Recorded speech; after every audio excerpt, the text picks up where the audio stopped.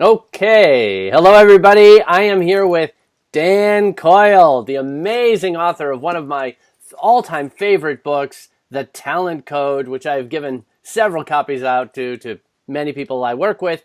And today we're going to be talking about his new book, The Culture Code, which, as you can see, I've been doing a little work with because there are so many amazing concepts here for leaders and the people that I work with in terms of how to boost the performance of teams. And a lot of it, I feel, is both it makes sense once you hear Dan's stories and research, but the ideas are kind of counterintuitive. And I want to give an example right away. So, Dan, I think you have an amazing example of something that is counterintuitive and yet really effective, of how a very, very small leader-based intervention in training led to a huge change in retention with this call center company in India called Wipro.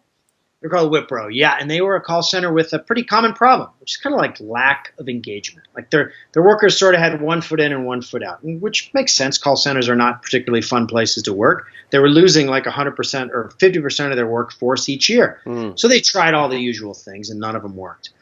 And they basically were trying to think about belonging in a new way. So they tried this different experiment. It was kind of a crazy experiment. It lasted just 1 hour. Right. They took one group and they put them through a little extra special training, which was, instead of having the usual orientation where a worker would hear all about Wipro and hear all about meet a star performer and hear about how cool a place it was to work, instead they flipped it. And they started asking questions of the employees, of the new employees, saying, hey, what happens on your best day? Tell me what happens on your worst day. Tell me, if we were on a desert island and we all had to survive, what special skills would you bring? So it was a really short, simple conversation, but they just flipped the dynamic. And then they tracked it. They said, well, is this group going to stick around longer? And it turned out 7 months later, it had a 270% boost in retention. That tiny moment caused a gigantic leap in the connection people felt to Wipro. And this is what's really, I want everyone to get, because those questions and everything that I read had nothing explicitly to do with working at Wipro or what their job would consist of, but it triggered this subconscious set of what you call belonging cues. That's exactly right. That's exactly right. We think of chemistry and belonging. You know that click you feel when you walk into a room that you feel connected to, or that feeling you have around a special group? It feels like magic. It's not magic. Like, it's not magic. That's you getting a belonging cue. That's you receiving it. And so that's a sense that we are connected. It's a clear cue. We share a future. We are connected. This is safe. And by flipping that dynamic in that room, Wipro delivered a high-density burst of belonging cues, of caring, saying we care, we see you as an individual, we are connected.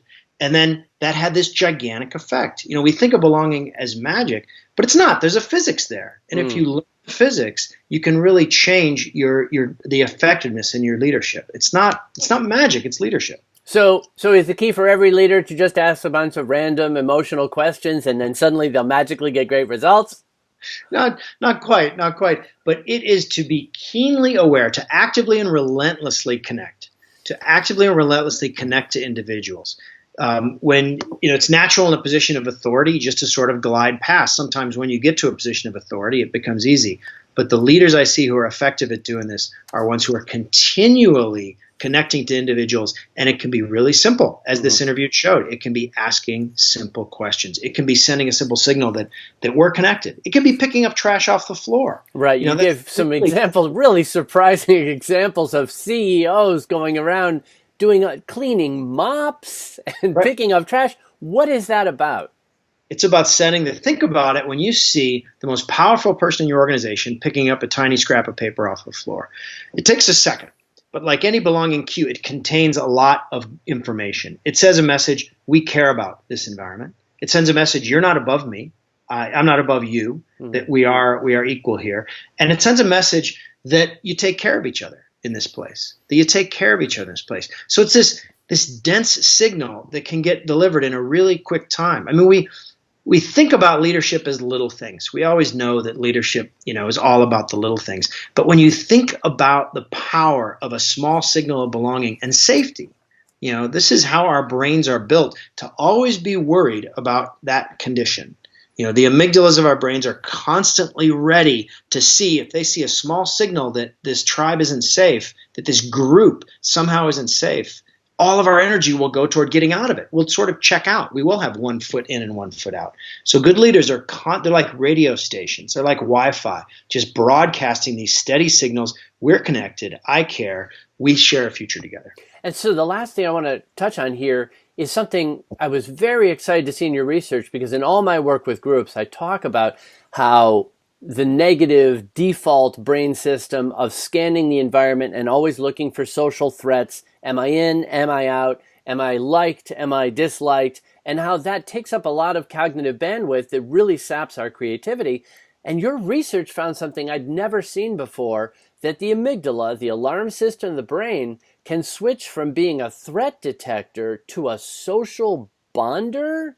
Isn't that amazing? Right. It goes from being a guard dog, telling you to get out of there, to being a guide dog. It actually pays keen attention to the faces of those around you. It takes all that. We talk about the amygdala being sort of the lizard brain, ready for us to fight or flight, but it's actually also part of our connective brain. So it's this top-down reconfigurative response that we have. Think about your favorite groups. Think about how you can recognize each other across a great distance. Think about what you feel when you see their faces. That's the amygdala in action. And so by delivering belonging cues, you're switching on sort of these primal circuits that allow us to really connect deeply to those around us. So you don't just get this benefit of flipping off the fight or flight response. You get this benefit of flipping on this intense caring response. That's where the 270% comes from. It's not just that they turned them off, it's that they turned them on and they said, this is a place for me. And it doesn't take long to deliver that cue. So this is fantastic. So first of all, the takeaway from this video is to be sending the cues to people from day one, but throughout, that they belong, that they are safe to take risks, and if they are included in the group, if they are accepted by the group, that guard dog turns into that pack animal, right, that can collaborate, innovate, and cooperate on an entirely new level. Perfect. Well put. Great. Okay, we're done for now.